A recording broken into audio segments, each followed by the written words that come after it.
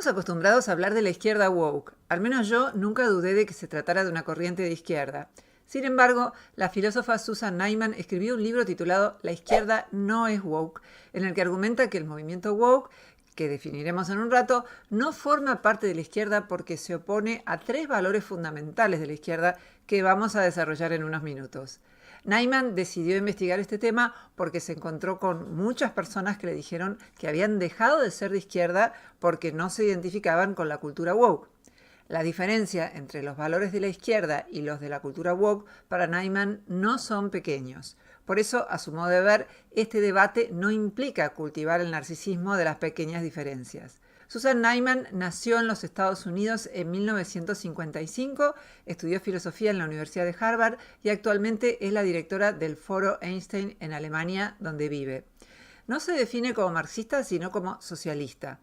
Dice que es fácil olvidar que alguna vez el socialismo fue una posición política respetable en un país que, como los Estados Unidos, se jacta de ser libre. Neiman no cree que el wokismo sea de izquierda, dice que no quiere dejar que el wokismo se apropie de la palabra izquierda y que tampoco piensa que quienes no se identifican con la cultura woke sean reaccionarios.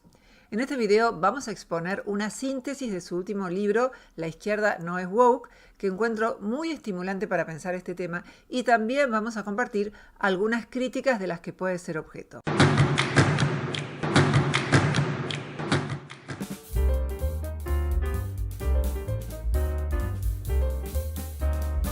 La palabra woke fue usada por primera vez en una canción de 1938 titulada Scott Boro Boys y entonada por el blusero Lead Belly. Refería a 9 adolescentes afroamericanos a los que se les aplicó la pena de muerte por un delito sexual que jamás cometieron, algo que provocó años de protestas que se desarrollaron en distintos países del mundo. En ese momento, to stay woke significaba mantenerse despierto frente a la brutalidad policial y a la posibilidad de discriminación. Luego la palabra woke refirió a todo aquel que se opusiera al racismo, y más adelante el término woke fue apropiado por la derecha para designar a un grupo con las características que vamos a examinar a continuación. Ya en el encuentro de Davos del 2020, el término woke fue utilizado por la derecha y se convirtió en uno de sus temas centrales. Donald Trump fue uno de los que más contribuyó a popularizarlo y de ahí se extendió a todo Occidente. Hoy significa todo aquello con lo que discrepan los conservadores y los liberales que ven a la cultura woke como veían al comunismo en los años 50, como puro adoctrinamiento, señalaban. El término woke hoy enfatiza las maneras en que a determinados grupos les fue negado el acceso a la justicia. Y lo hace centralmente desde una perspectiva emocional, expresando, por ejemplo, empatía por los marginados, indignación por los oprimidos y por todo aquello que resuene como injusto para la izquierda, y con la determinación de que las injusticias de la historia deben ser subsanadas. Esta empatía contribuye a que se los confunda con la izquierda, señala Neiman, porque el reclamo de los woke no suele estar vinculado centralmente con la posibilidad de poner fin a la pobreza y acabar con la división de clases, que eran los proyectos centrales de la izquierda, sino con los problemas identitarios que principalmente se focalizan en dos áreas, el género y la raza o etnia. Porque la noción de raza es cuestionada desde una perspectiva científica. Dicho en otras palabras, el wokismo pide fundamentalmente justicia racial o étnica y paridad de género, aunque cabría agregar a lo dicho por Neiman que también hay reclamos identitarios y antidiscriminatorios en otras áreas. Por ejemplo, la orientación sexual, la discapacidad y variantes corporales, entre otras cuestiones.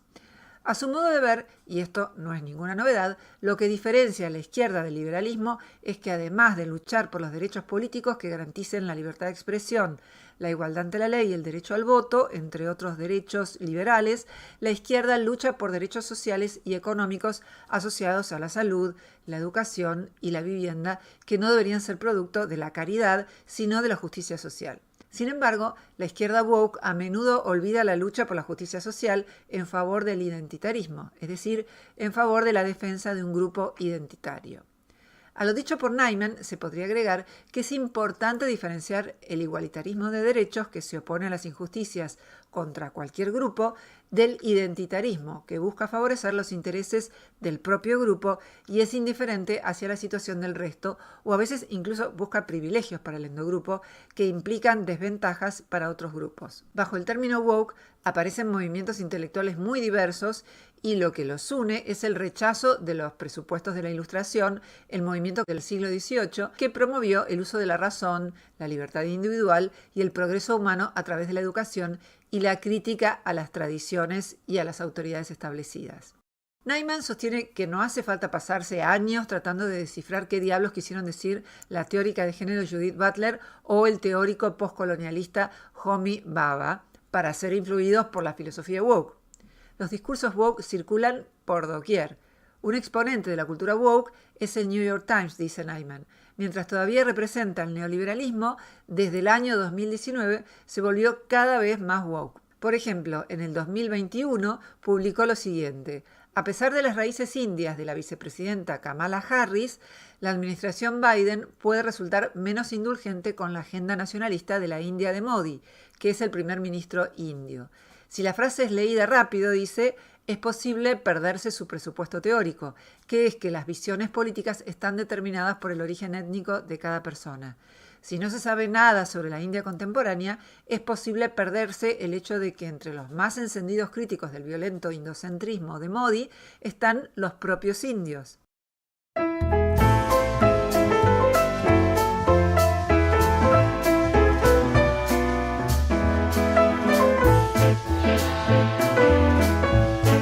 Para Susan Nyman hay tres ejes que forman parte del núcleo duro de la izquierda: el universalismo, la confianza en el progreso y la diferenciación firme entre justicia y poder.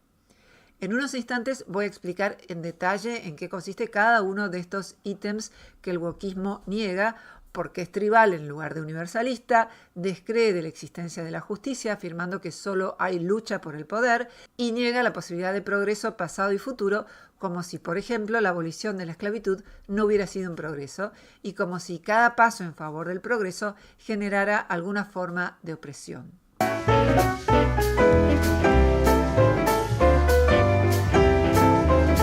El universalismo focaliza en lo que tenemos en común en tanto humanos, subraya la solidaridad internacional. Es lo que ocurrió con los mineros de Gales o los voluntarios que pelearon por la República de España o quienes lucharon contra el apartheid en Sudáfrica. En todos estos casos hubo colaboración y solidaridad internacional. Es lo que tradicionalmente diferenció a la izquierda de la derecha, puesto que la derecha solo reconoce obligaciones económicas con las personas cercanas, familia, amigos, básicamente. Se podría objetar a lo dicho por Nyman que, al menos en la esfera política, hay una derecha universalista como la asociada al cristianismo, que apoya la idea de derechos humanos, así como hay una derecha identitaria, regionalista y nacionalista. En la esfera económica es cierto lo que dice Nyman: la derecha solo reconoce obligaciones con las personas cercanas, familia y amigos básicamente. La filosofía woke, en cambio, subraya el tribalismo, los particularismos, el género, la etnia. A menudo se considera que el identitarismo es lo opuesto del universalismo, pero la palabra identitarismo es confusa porque asume que nuestras identidades pueden ser reducidas centralmente a dos dimensiones, dice Nyman: el género y la raza, y pocas más. El wokismo prioriza la identidad de la víctima sobre todo lo demás, de forma que el identitarismo se convierte en un esencialismo. Sin embargo, no tenemos una sola identidad, sino varias que pueden crecer en momentos diferentes de nuestra vida. Ahora las personas hablan en tanto lesbianas, en tanto afroamericanas, dice Nyman. Todos los grupos oprimidos del pasado han precisado de otras tribus.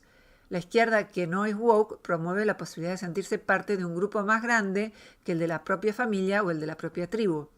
En un comienzo, agrega, el interseccionalismo era una forma de subrayar que todos tenemos diversas identidades. El interseccionalismo es considerado el reconocimiento de la intersección de muchas formas de opresión en un mismo sujeto. Por ejemplo, el hecho de ser afroamericano y mujer a la vez, o gay y latino en Estados Unidos. En el siglo XX, el sujeto de la historia ya no fue el héroe, sino la víctima, dice Nyman. Ahora lo importante no es lo que haces en el mundo, sino lo que el mundo hace con vos. Un ejemplo de victimización que ofrece Susan Neiman es el del primer ministro israelí, Netanyahu, que trata de antisemita a todo aquel que se oponga a su accionar. El universalismo estuvo presente entre los filósofos estoicos y, por supuesto, en la filosofía cristiana, pero adquirió fuerza en la Ilustración. Es decir, es una idea cuya popularización es bastante reciente en la historia de la humanidad. El universalismo es cuestionado porque se lo confunde con el imperialismo o colonialismo cultural, que es la práctica de imponer unas culturas a otras en nombre de un concepto abstracto de humanidad que solo refleja los intereses de las clases dominantes. El nacionalsocialista Carl Schmitt, una de las sombras tutelares del wokismo, escribió que cada vez que alguien usa la palabra humanidad es porque quiere engañarte. Para Schmitt, el concepto de humanidad es un invento judío para privilegiar los intereses judíos en sociedades que no son judías. Un disparate supino. Ojo que decir que Carl Schmitt fue nacionalsocialista y una influencia para el movimiento woke no equivale a sostener que el movimiento woke sea nacionalsocialista, pero toma algunas ideas de Schmitt, especialmente en relación a la teoría del Estado, y más que nada, según veremos, del filósofo Michel Foucault. Los woke acusan a la Ilustración de eurocéntrica, pero filósofos de la Ilustración como Kant, Diderot o Rousseau cuestionaron aspectos del eurocentrismo y el colonialismo. Quienes acusan a los ilustrados de colonialistas confunden lo que pasaba en el siglo XVIII con los pensadores que había por entonces. Kant no era colonialista, elogió a China y Japón por no dejarse colonizar por los europeos, dice. Algunos ilustrados tenían una información incompleta en relación al colonialismo, pero los ilustrados invitaron a verse desde la perspectiva de los no europeos y aprender de ellos. Una de las ideas que les debemos es que la razón no es lo que sostiene el poderoso. Cualquiera puede tener razón, independientemente de su jerarquía social. Y ligada a esta idea también está la idea de bienestar o felicidad. Antes de la Ilustración, antes del siglo XVIII, el bienestar era concebido en el paraíso perdido o como una posibilidad post-mortem, en el Edén al que supuestamente irían los buenos. La Ilustración cuestionó que fueran naturales la esclavitud, la servidumbre, las jerarquías, la pobreza. Los woke cuestionan a la Ilustración olvidando que llegó cuando Europa estaba bañada en sangre por abusos de la religión y el Estado. Hoy es común que personas que profesan distintas religiones tengan las mismas leyes en virtud de su común humanidad. Esa es una conquista de la Ilustración. Subrayar la idea de humanidad común fue un paso importantísimo en favor de los derechos humanos. La Ilustración valoró la idea de razón por sobre la de revelación, pero no creía que el conocimiento y la razón no tuvieran límites. Lo que defendió fue la posibilidad de que la Iglesia y el Estado no determinaran qué había que pensar. Como dijimos, para la derecha, en general, solo hay obligaciones económicas con la propia tribu. De ahí que Milley diga que el concepto de justicia social le parece una aberración. Para la izquierda, el ciudadano debe tener garantizadas la educación, la salud, la vivienda, debe haber licencia por paternidad, entre tantos derechos sociales y económicos. Dentro de los tribalismos, Neiman incluye a los nacionalismos como el húngaro, el noruego, el germano, el israelí y el alemán, entre otros. Para la visión del tribalismo, solo es posible conectarse auténticamente con los que pertenecen al propio clan. Para Carl Schmitt, como para la cultura woke, dice Neiman, solo hay tribus de amigos y enemigos, no una común humanidad. Hannah Arendt decía que Eichmann debía ser juzgado por crímenes contra la humanidad y no contra los judíos.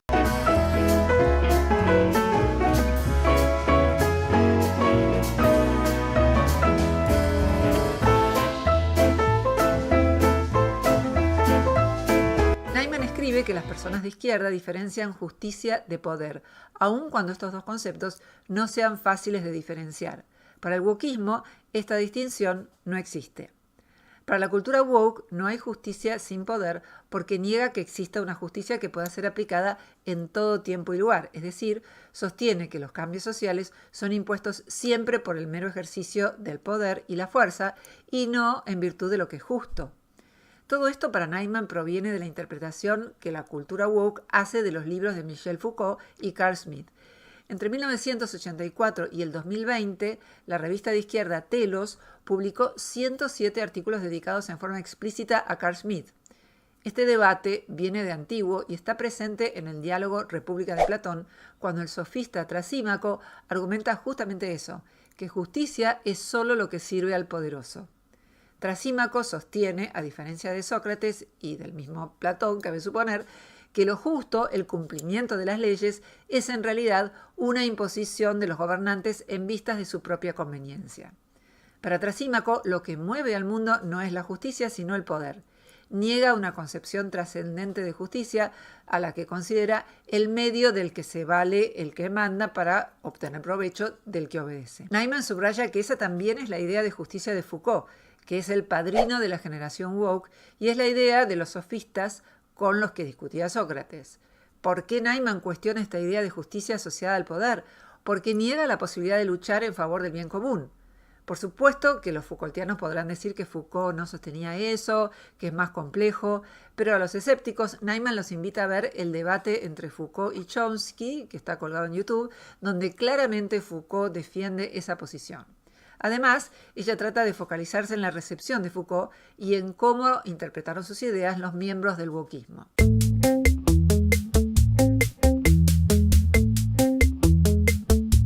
No hay diferencia más profunda entre izquierda y derecha que la idea de que el progreso es posible, dice Susan Naiman. Paradójicamente, agregó, se los llama progresistas, pero en general siguen la línea de la Escuela de Frankfurt, es decir, de los filósofos Teodoro Adorno y Max Horkheimer, que cuestionan la afirmación de que el mundo esté progresando. La idea de progreso no está presente en el conservadurismo, que vio a la historia como estática y circular o como un declive en relación al paraíso perdido, sostiene Naiman. Sin una perspectiva de progreso, la política es una mera lucha por el poder.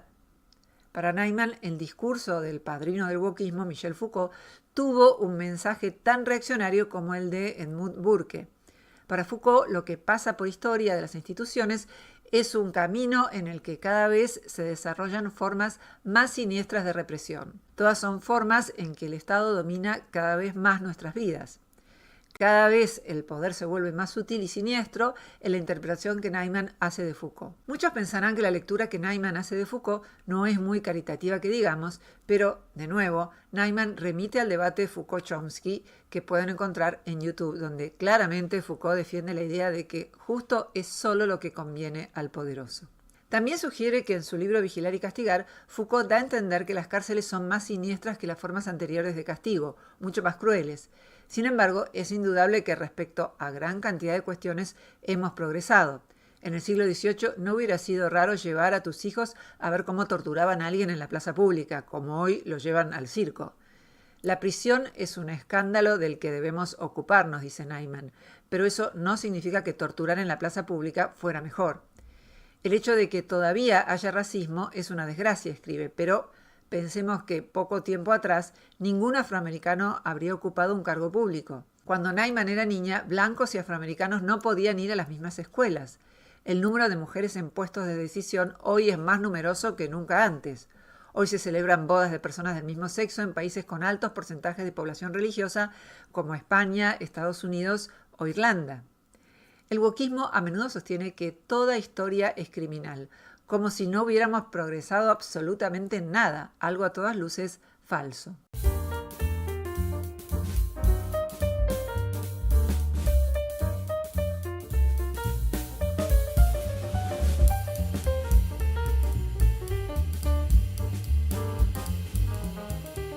Aunque Susan Naiman menciona tres conceptos que están en el corazón de la izquierda, el universalismo, la férrea distinción entre justicia y poder y la confianza en el progreso, y que estos tres conceptos están en las antípodas de lo que propone la cultura woke, en realidad hay otro concepto que está en el corazón de la izquierda, que ella misma menciona, pero que vaya a saber por qué no incluye en esta tríada, y es el concepto de justicia social.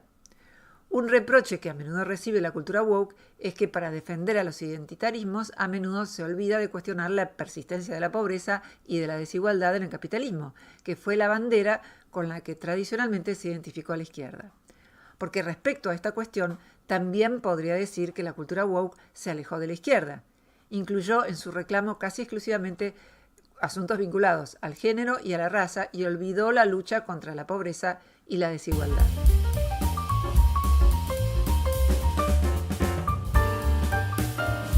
Otro de los rasgos de la cultura woke es la denuncia de los procedimientos de apropiación cultural. ¿De qué estoy hablando? La apropiación cultural es la adopción o uso de elementos culturales por parte de miembros de otra cultura, en particular cuando el que supuestamente se apropia de manera indebida pertenece a un grupo dominante y el elemento apropiado pertenece a la cultura subordinada. Por ejemplo, cuando se usan símbolos de comunidades originarias para vender ropa o cuando el álbum de Paul Simon utiliza ritmos africanos. Este último ejemplo es de Susan Neiman. El término apropiación cultural está vinculado con la idea de que solo las víctimas están autorizadas a hablar sobre la problemática que padecen. Entonces, si alguien quiere opinar sobre la trata, estaría apropiándose de un tema que solo pueden abordar las víctimas de la trata. O solo los gays podrían abordar temas asociados a la orientación sexual. El concepto de apropiación cultural fue muy criticado, ya que toda cultura está en la intersección de diversas influencias culturales, y no hay buenas razones para oponerse a la incorporación de estas influencias. Para Neiman, la idea de apropiación cultural es similar a la que sostenían los nacionalsocialistas cuando decían que la música alemana debía ser tocada solo por alemanes.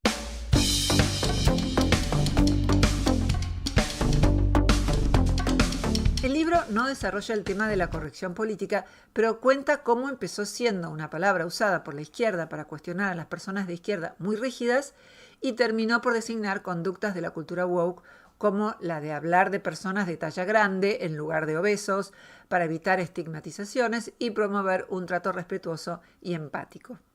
La derecha se vio muy fortalecida con la aparición de la cultura woke. El gobernador de Florida, Ron DeSantis, decidió que atacar lo que llamó el virus woke era su pasaporte a la presidencia del país. Lo mismo ocurrió con Trump en relación a la presidencia de los Estados Unidos, con Bolsonaro en Brasil y con otras expresiones de la derecha europea.